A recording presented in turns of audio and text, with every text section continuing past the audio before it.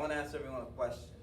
When you think of these two words, virtual reality, what is something that comes to your head? What is something that you think about? Video games. Video games? The headset. The headset? Elon Musk. You interesting. Anybody else got any ideas? A different universe. Yes. Something like the metaverse. Okay, perfect. No one said what I thought they were gonna say. I thought someone was gonna say mixed reality. But anyway, I wanted just to put this out first, just so we make sure, just so that we get everyone's brain in the right frame of view for what I'm about to talk about. So what I was going to talk about is mixed reality is completely different from virtual reality. We're going to be focusing on virtual reality, pretty much taking us to another universe. Mixed reality is adding stuff on top of our current universe where we currently are. So stuff like Snapchat lenses and AR, this is considered mixed reality because we're adding it to it. And as you can see, this guy over here with the HoloLens, he's using it to simulate something in the real world. But first of all, we're going to be focusing on virtual reality. And we're going to be focusing mainly on three large topics in virtual reality. We're going to focus on hardware, the evolution of hardware, and we're going to also be focusing on consumer virtual reality hardware, not enterprise or business, because we're focusing on human flourishing and how us humans can change personally. And there is big stuff with business virtual reality that is a lot more advanced than what we're going to talk about. But we're going to be talking about consumer hardware. So we're going to be talking about hardware, social VR platforms, and the virtual reality community. So first of all, we're going to start off with one of the very first and very exciting virtual reality headsets, which is the Oculus prototype invented by Palmer Luckey here, and the picture's a little bit blurred out, but hopefully you guys can get it. So down here is the original Oculus headset. It was pretty much just basically a pizza box glued or duct taped together with a display in it, and that was the whole purpose of the original Oculus development kit. And it pretty much, whenever you turn your head, it moved the mouse to simulate movement in the virtual world. Now, next off, we have the very exciting virtual reality headset, the brand new, back in 2012 it was new, Oculus DK1, and this was a huge step forward because it provided something called an SDK, a way for developers to integrate their code, such as you can see here, to program their code instead of just using the mouse movement. And to have a product with an SDK is very, very advanced and very, very a great step forward in the movement of virtual reality. And then 1 year later, after we had the original CB or DK1, we now had the DK2. Now the DK2 was very advanced because it used inside or outside in tracking. Pretty much a camera that you would mount on top of your computer that could track as you move forward and back from it, allowing us to physically take steps in virtual reality.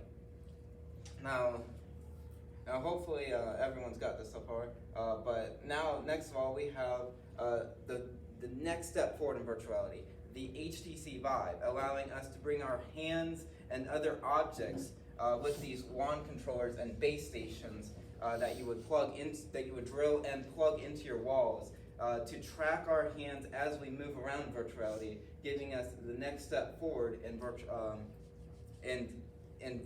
reality control.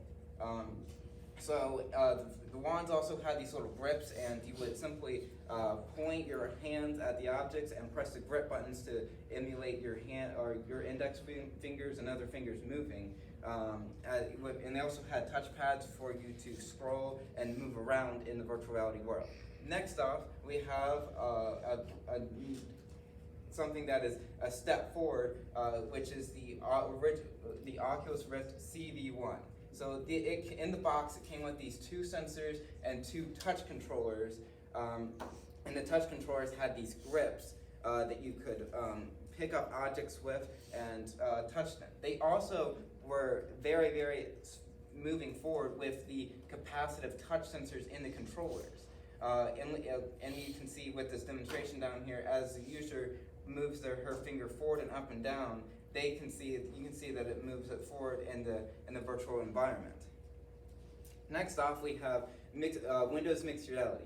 Now this is a very, very large step forward because like the other headsets, they had the sensors, but the sensors are now built into the headset, allowing the user to simply move back and forth without having to worry about putting the sensors in the walls and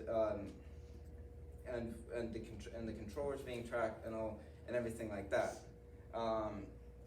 And something else that we talked about is that the headsets required an extremely powerful computer that cost upwards of $2,000 US. Now, this did not require as powerful computer because the graphics were not as good as the other ones, but it was still a way forward to get people into virtual reality with this. Next off, we have the final headset that's worth taking note of, which is the Oculus Quest here. And this was a very, very affordable headset that required absolutely no computer at all. It had an Android phone built into the headset here, and used these cameras like the Windows Mixed Reality headset to move forward and track the user, along with these little controllers here, with the capacitive touch sensors and everything else that we've talked about so far. So now, I want to relate this to scripture about how in 2 Chronicles 26:15, God calls Euchariah to pretty much build catapult devices for the kingdom and help defend the kingdom. And because he gave skillful man the ability to build these devices and understand them, just like all the hardware devices that we just saw and talked about, he gifted them with people like this. Now, just like with Palmer Luckey, I felt like God gave him a gift to build virtual reality hardware the way that he did and move it forward in the ways that we just talked about and saw.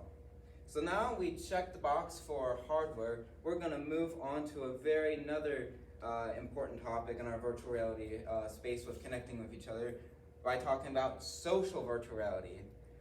Right now we have stuff like social media that we can connect on in our culture today. And with social media, we can post, we can share, we can talk to each other. Now, in virtual reality, it takes that one step forward, but it's not as close as talking to each other in physical life. But we're trying to get one step close to emulating physical life, but pretty much copying and paste it into virtual reality. So we're going to talk about a couple VR platforms. And we'll see how we're going to talk about a couple of VR platforms and see how they've changed over time. So the first one, and you may have heard about this and seen some videos and on social media, is something called VR chat that started in 2017 and is very large by having over 60,000 users log in every single day. 60,000 users is a lot of people to get into virtual reality. VR chat, as you can tell with the little video over here, pretty much encourages other people to build their worlds and share them with their friends, or if you decide to click the public button to make them public with the entire world, your worlds, your events, and your friends. Now, some big downsides to VR chat, and why I don't think it will move as forward as I see some other potential platforms, is that the worlds that the user builds are not as polished and don't run as good on computer hardware as some of the other platforms that we'll talk about, because they're made by users and the code is not as optimized for other platforms. And it's also less easy for non-technical people to get in and enjoy virtuality as some other platforms that we'll talk about. And this is my biggest concern with with some VR platforms, and the biggest concern that I see in VR chat is just kids who are not old enough to understand, and they learn bad stuff that they don't need to learn about in VR chat, and they go out and they act this way in the real world. And this is one of the biggest downsides that I see about this platform. and they're doing nothing about it. And the next platform I want to talk about is a platform called Rec Room.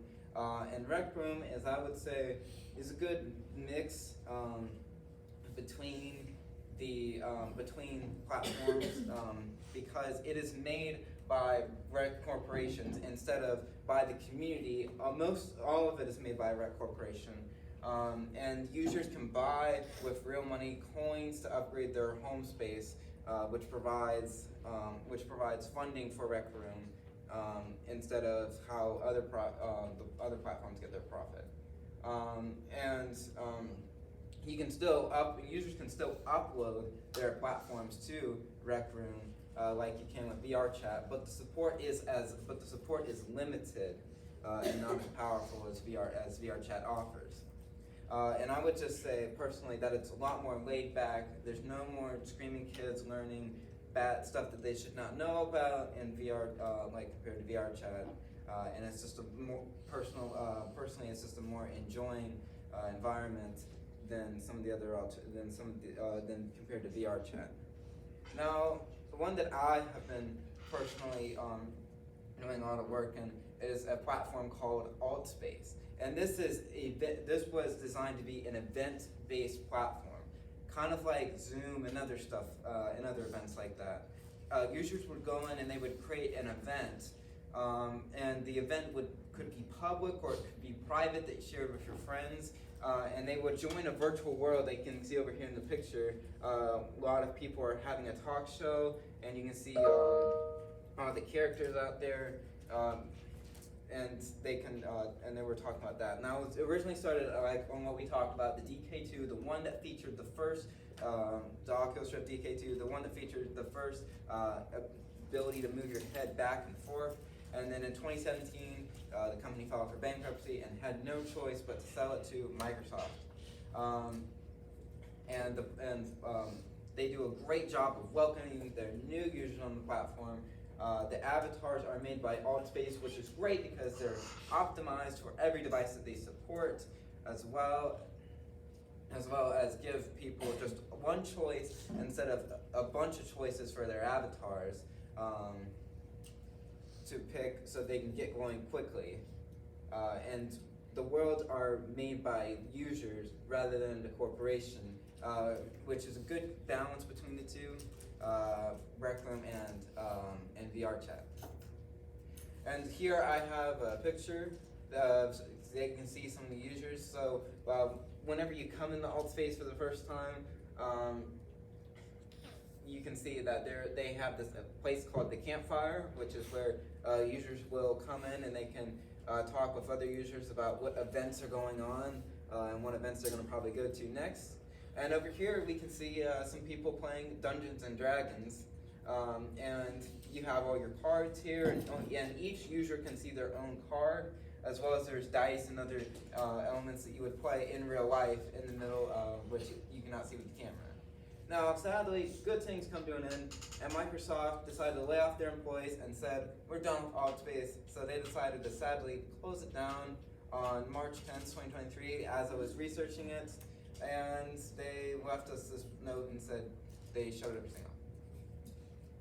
So, and one of the platforms that you might have heard about, and this is big news, you might have heard that about Facebook on the news, is Facebook Horizons, which is now called Meta Horizons because Mark Zuckerberg decided to take everything that he knew and put it into here and hope that it works.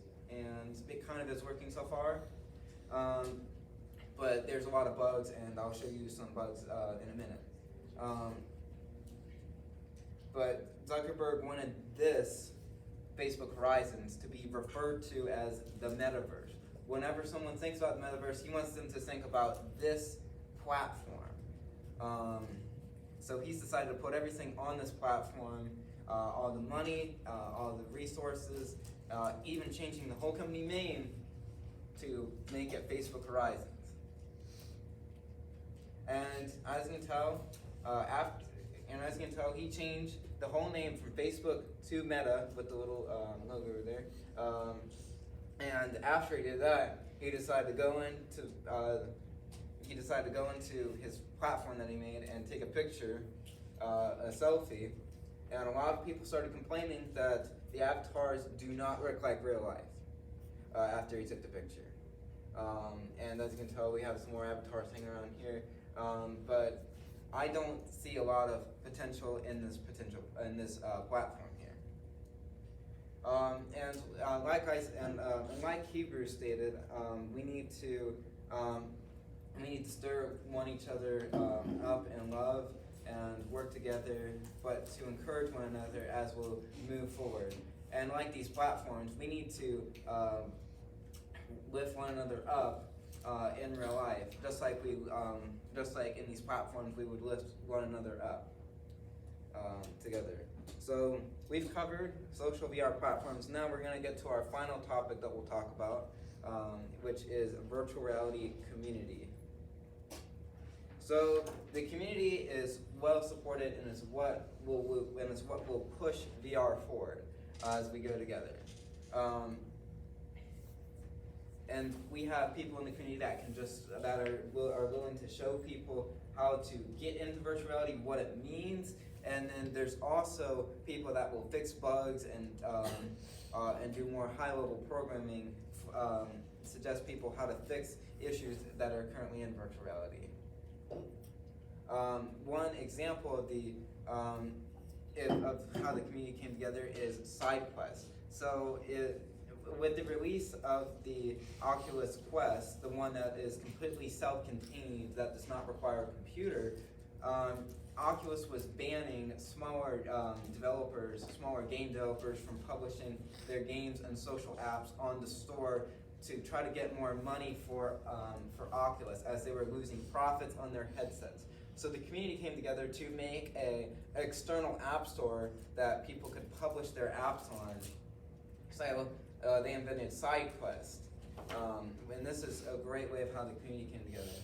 Another person that I see in the Christian VR community is Pastor DJ Sono. He was a pastor of a large mega church in California that then decided to quit his job and say, I'm done with everything, and he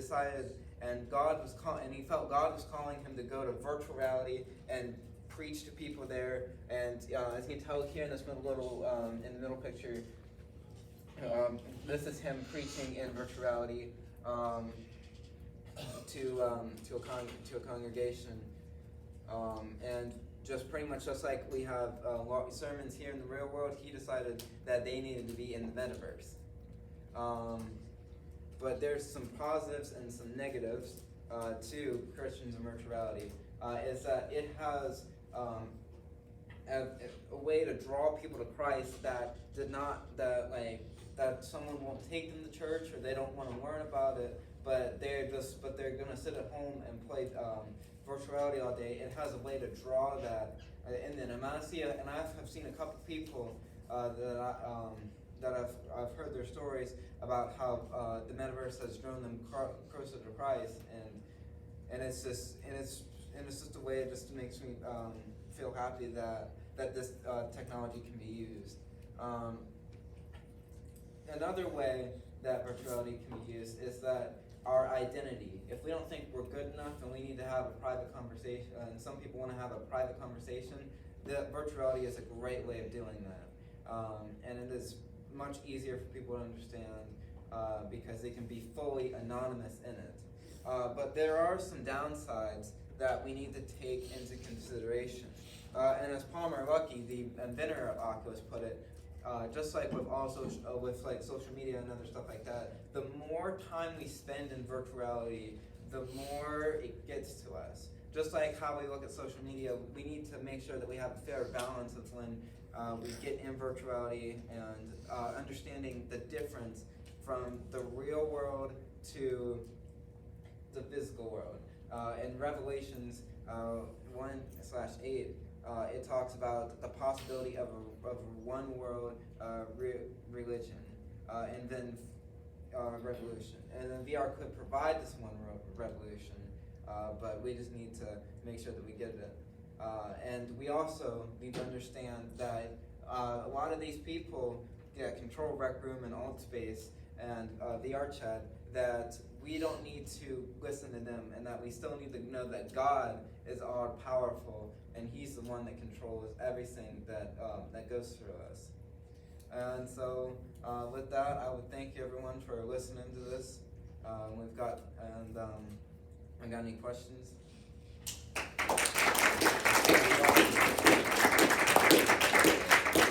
want to open it up to our panelists first. If y'all have any questions, feel free to offer those. I always have questions. How many of the people in this classroom have ever put on one of those VR headsets? Let me see your hands up. I've never done that. Does it freak you out? I mean, does it get to the point where it seems so real? Or is it you know what's going on and you don't get lost in this world? You know what's going on, you don't, I believe you know what's going on until somebody in the real life interferes with you, and then you're like, what just happened? Like, somebody can like touch you and then you're like snap back out of you, like, what in the world? So I think it's like, well, not it's cool. Is it worth trying? I mean, I've never tried it. I mean, not that I'm not worth it. It's worth trying. It's worth trying to see how people connect in it, and how people connect socially. I think that's worth trying personally, because that's where I feel like people need to try is how we would connect socially in VR. Just maybe one time, see if to see how we go, and then just keep on doing it. Another question. Yes, sir. To what degree did COVID accelerate the development of virtual reality? COVID. In your opinion? The development of the hardware or the social platforms, or both, or you want to know? I know you're talking English to me, but I'm not a technical guy. Or like the actual hardware of, or like the popularity of it. Let's say. Oh, absolutely. So COVID, like I talked about. I remember talking to Pastor Sono, and there were some people that just didn't have anything to do, and they just spent hours hanging out with people in virtual reality. So it dramatically increased virtual reality use. Like AltSpace, I think grew like a good 2,000 users. The smaller platform that we talked about, and then VR chat grew like an extra like 5,000 users because of all the popularity with it going on. Okay, Mark Zuckerberg's a gazillionaire, right? Yes, sir. This idea of social media, Facebook, is he really that technologically astute, or is he surrounded by people who make this, like you, who make this stuff happen? Let me put it this way. So he has an idea. That's actually a great question, Dr. Topher. So pretty much, Mark Zuckerberg and these people in Silicon Valley, they cannot create a good VR idea. AltSpace was bought out, and when Microsoft started to close AltSpace, Mark Zuckerberg got all the employees from AltSpace and decided to bring them onto Facebook Horizon's team to build it. Now the Facebook Horizon people team that he got from AltSpace had an idea to build a platform kind of like AltSpace, but with a way to actually make it profitable so people can live and support their families off it. But Mark Zuckerberg didn't want that. Instead, he wanted a platform that would collect data from people, kind of like Facebook does today. And that's what not the and so far it's just been kind of a lot of going back and forth with Facebook Horizons about what it should look like in the future, Facebook Horizons and other social platforms that Facebook does make. Well, I can piggyback off of that. Yes. You said that Facebook Horizon wasn't very good. So what would you suggest to make it better?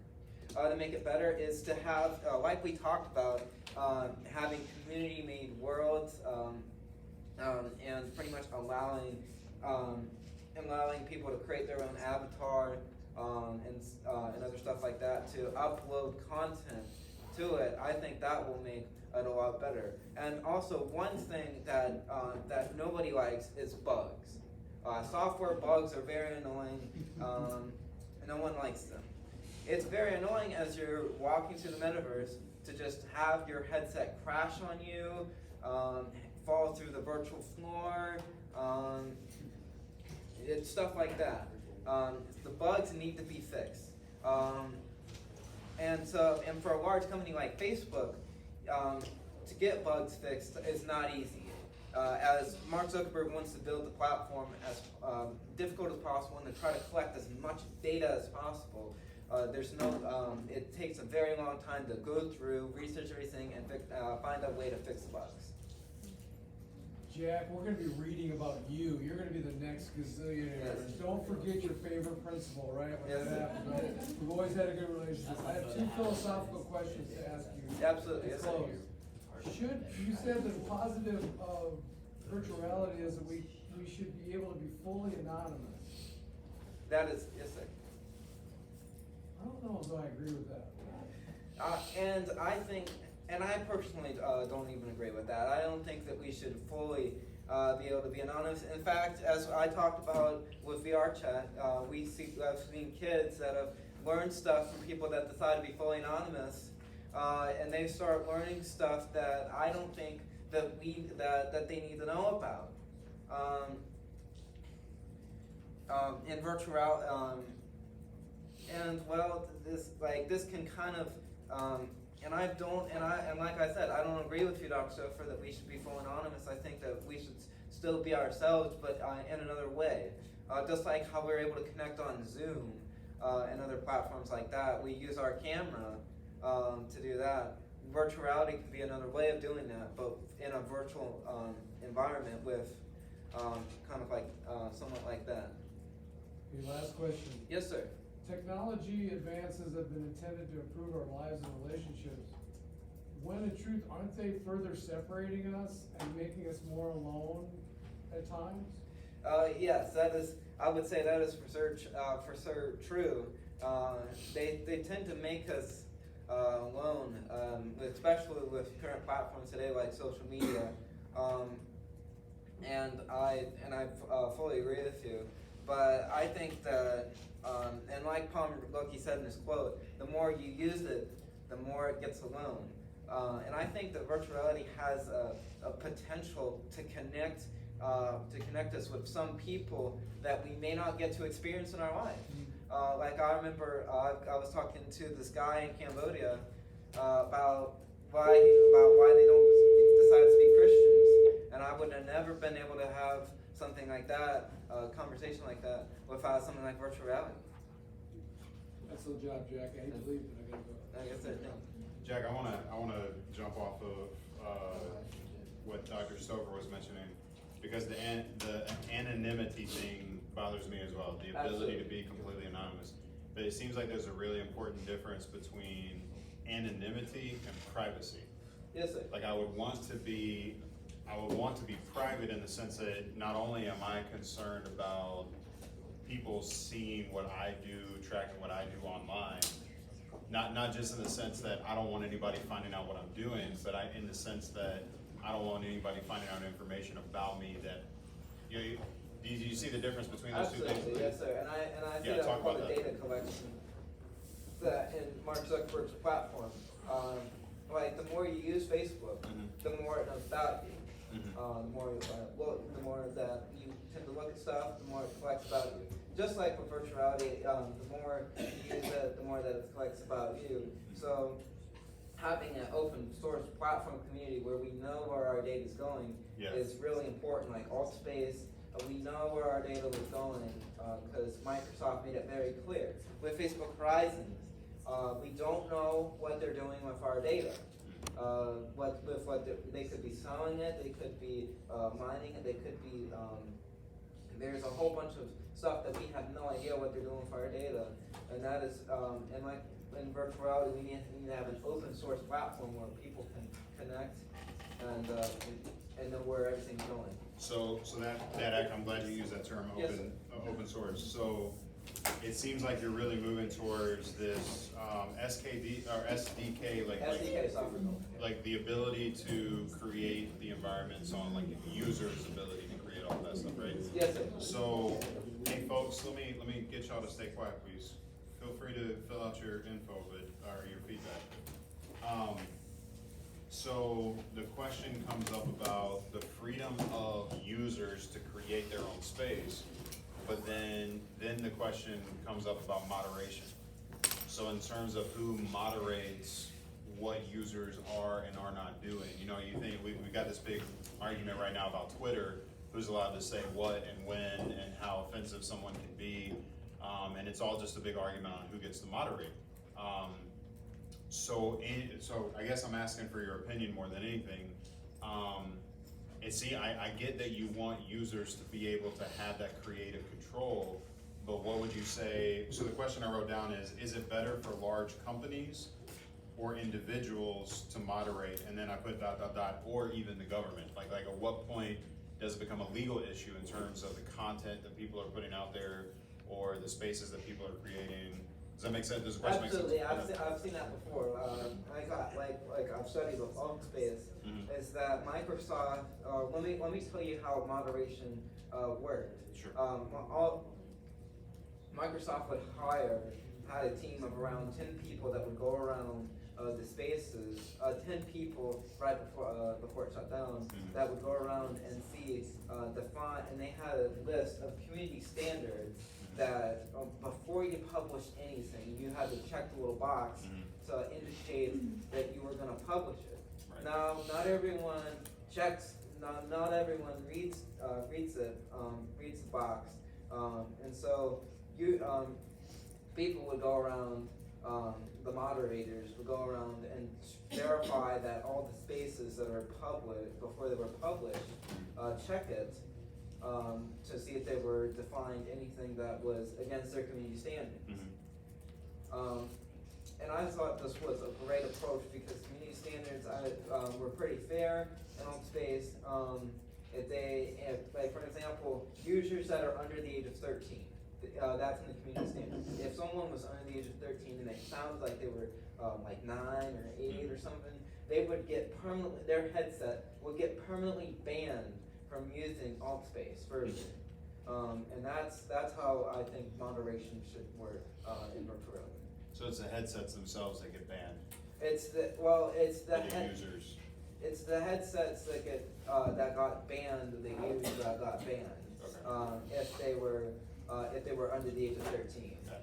So yeah, okay. I can see the benefit there because then they couldn't just hop on another user account and just go from there, right? The headsets were banned unless you were plugged them into your computer and hard reset them. Got it. If you hard reset them, they were then blocked by your IP address. Yeah. Oh, cool. Okay. And then if you got blocked by your IP address, that was pretty much all they could do from there forward. Gotcha. Nicole, question? Good job, Jack. I remember talking to you about this project with our peer presentation. It's really well organized. I really enjoyed it. I had one thing because I was really curious about this. Where do you, like, I know a lot of kids are going to be doing this, so where do you think, how do you think, like, I'm trying to ask this question in a way that would make sense. So for kids' imaginations, do you think that this would, like, enhance their imagination, or do you think it will become, like, less, like, light of imagination when kids start doing virtual reality? So I've read about this a lot. So users that are